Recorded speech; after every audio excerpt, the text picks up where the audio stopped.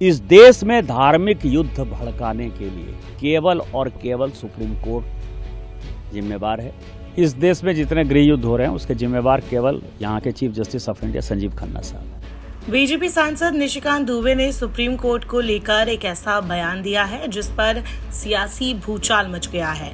निशिकांत दुबे ने कहा कि देश में जितने गृह युद्ध हो रहे हैं उनके लिए सुप्रीम कोर्ट के चीफ जस्टिस जिम्मेदार है। साथ ही आरोप लगाया कि सर्वोच्च न्यायालय देश में धार्मिक युद्ध भड़काने के लिए जिम्मेदार है।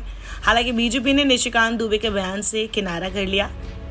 आप केस फाइल कीजिए, आपको हमारी अनुमति की जरूरत नहीं है, आपको अटॉर्नी जनरल से मंजूरी लेनी होगी। सुप्रीम कोर्ट ने ये प्रतिक्रिया बीजेपी सांसद निशिकांत दुबे के खिलाफ अवमानना कार्यवाही को लेकर दी है। बीजेपी सांसद ने सुप्रीम कोर्ट और सीजेआई संजीव खन्ना के खिलाफ बयान दिया, जिससे पूरे देश में बवाल मच गया। विपक्षी पार्टियों ने तो दुबे को आड़े हाथों लिया ही साथ वकीलों ने भी इस पर नाराजगी जाहिर की। अब निशिकांत दुबे के बयान का मामला सुप्रीम कोर्ट पहुंच चुका है। सुप्रीम कोर्ट में इस पर सुनवाई भी हुई। अब निशिकांत दुबे ने ऐसा क्या कहा जो बवाल इतना बढ़ गया, ये तो हम आपको बताएंगे ही, लेकिन उससे पहले जान लीजिए कि कोर्ट में सुनवाई के दौरान क्या क्या हुआ। सोमवार को दुबे के खिलाफ अवमानना कार्यवाही की मांग को लेकर सुप्रीम कोर्ट में सुनवाई हुई। इस दौरान वकील ने कहा, कोर्ट में क्या क्या हुआ। वकील, इस कोर्ट के बारे में और सीजेआई के खिलाफ बयान दिए गए हैं और सुप्रीम कोर्ट के समक्ष निशिकांत दुबे के बयानों का भी उल्लेख किया गया। जस्टिस BR गवई, आप क्या चाहते हैं। वकील, मैं अवमानना का केस दर्ज करवाना चाहता हूं। जस्टिस BR गवई, तो आप इसे दाखिल कीजिए, आपको हमारी अनुमति की जरूरत नहीं है, आपको अटॉर्नी जनरल से मंजूरी लेनी होगी।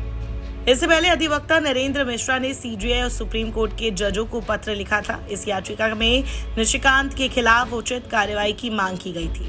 पत्र में कहा गया था कि दुबे द्वारा देश के सुप्रीम कोर्ट के खिलाफ दिए गए सार्वजनिक बयान अपमानजनक और भड़काऊ है। ये बयान झूठे, लापरवाह और दुर्भाग्यपूर्ण है और यह आपराधिक अवमानना के बराबर है। ये बयान न्यायपालिका को डराने, सार्वजनिक अव्यवस्था को भड़काने और संविधान की रक्षा करने वाली संस्था को बदनाम करने का एक जानबूझकर किया गया प्रयास है। इसके अलावा नरेंद्र मिश्रा ने अपने पत्र में सीजेआई से बयानों का स्वतः संज्ञान लेने और आपराधिक अवमानना कार्यवाही शुरू करने का आग्रह किया था। वही बात अगर बीजेपी सांसद निशिकांत दुबे के दिए गए बयान की करें तो दुबे ने सुप्रीम कोर्ट और मुख्य न्यायाधीश पर निशाना साधते हुए कहा था कि देश में धार्मिक युद्ध जैसे हालात बनाने के लिए सुप्रीम कोर्ट जिम्मेदार है। कोर्ट अपनी सीमा पार कर रही है। हर विषय पर कोर्ट जाए तो संसद और विधानसभा को बंद कर देना चाहिए। बहुत सरल शब्दों में कहे तो सुप्रीम कोर्ट, भारत के मुख्य न्यायाधीश, सीजेआई या अन्य जजों पर टिप्पणी करना अपने आप में अपराध नहीं है, क्योंकि भारत के संविधान का अनुच्छेद 19(1)(a) अभिव्यक्ति की स्वतंत्रता की गारंटी देता है। हालांकि स्वतंत्रता पर अदालत के अवमानना कानून के तहत कुछ सीमाएं हैं जो कोर्ट की गरिमा और न्यायिक प्रक्रिया की अखंडता की रक्षा करती है। इसके अलावा संविधान के अनुच्छेद 19(2) के तहत ये कुछ यथोचित प्रतिबंधों का भी प्रावधान है, जैसे कि न्यायपालिका की गरिमा, सार्वजनिक व्यवस्था, नैतिकता। इन मुद्दों पर संभल कर बोलने की अपेक्षा की जाती है। संतुलित, तथ्यपरक और सम्मानजनक आलोचना अपराध की श्रेणी में नहीं आती है, लेकिन अगर कोई टिप्पणी कोर्ट की अवमानना के दायरे में आती है तो यह अपराध माना जा सकता है।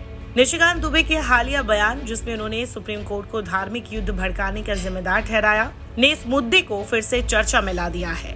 निशिकांत दुबे ने कहा था कि देश में धार्मिक युद्ध भड़काने के लिए सुप्रीम कोर्ट जिम्मेदार है।